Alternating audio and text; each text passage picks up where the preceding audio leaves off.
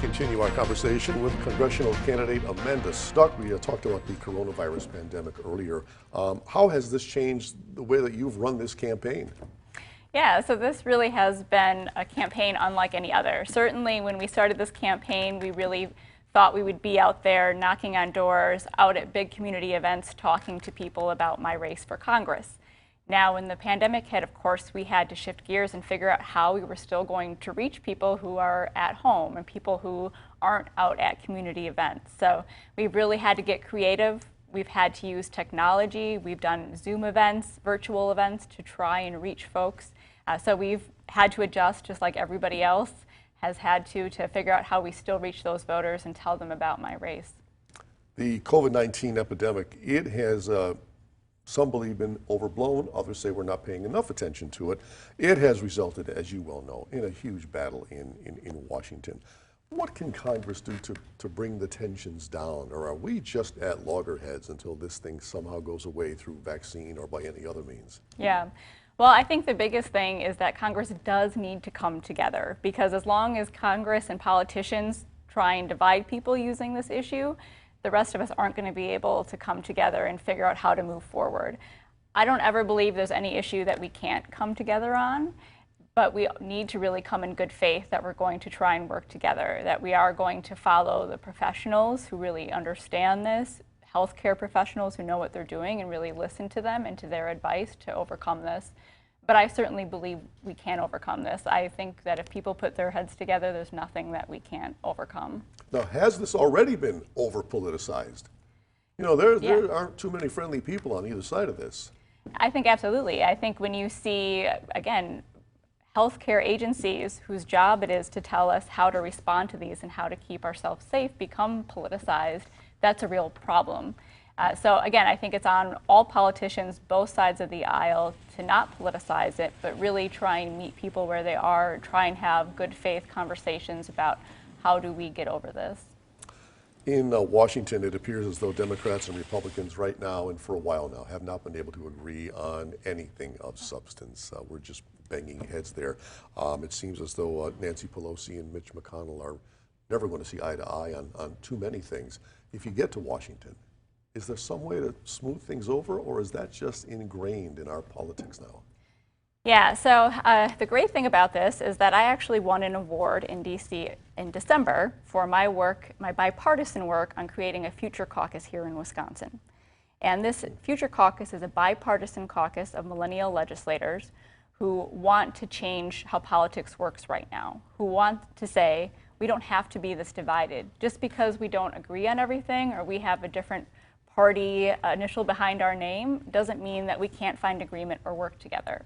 So I'm really proud of winning that award because I think it shows what I can do in Washington, that I can bring that same kind of work ethic and ideas to Washington, that it isn't about party. And I've seen it in the state assembly where it really is about party leadership putting pressure on you to do what's best for the party and not necessarily what's best for the people. I've seen that personally, how it works.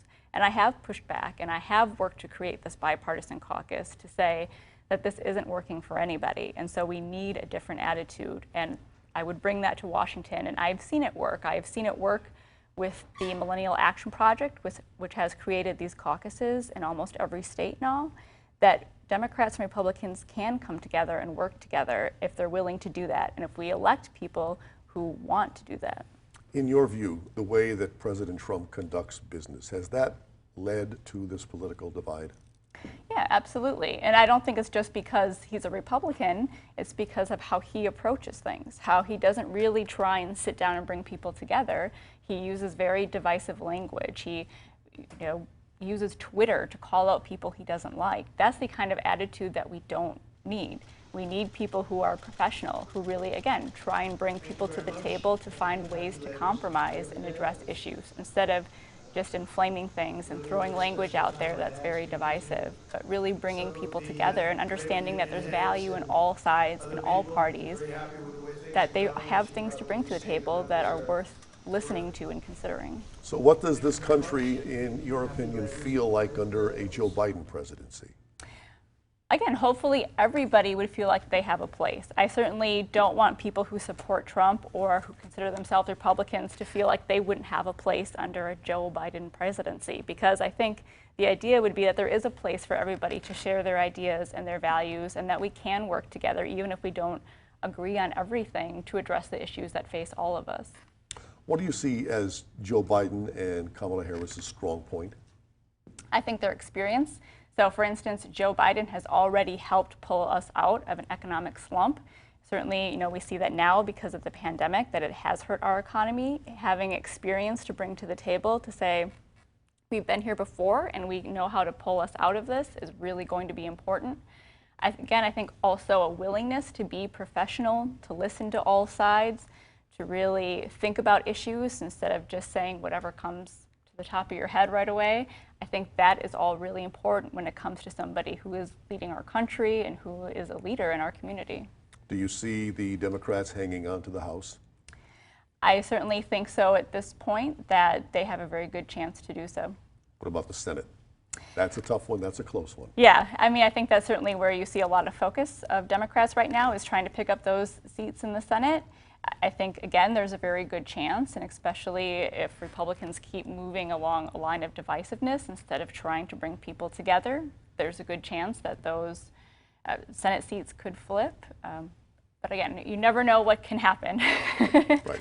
We are with Amanda Stuck, congressional candidate, and we have more after this, so please stay right there.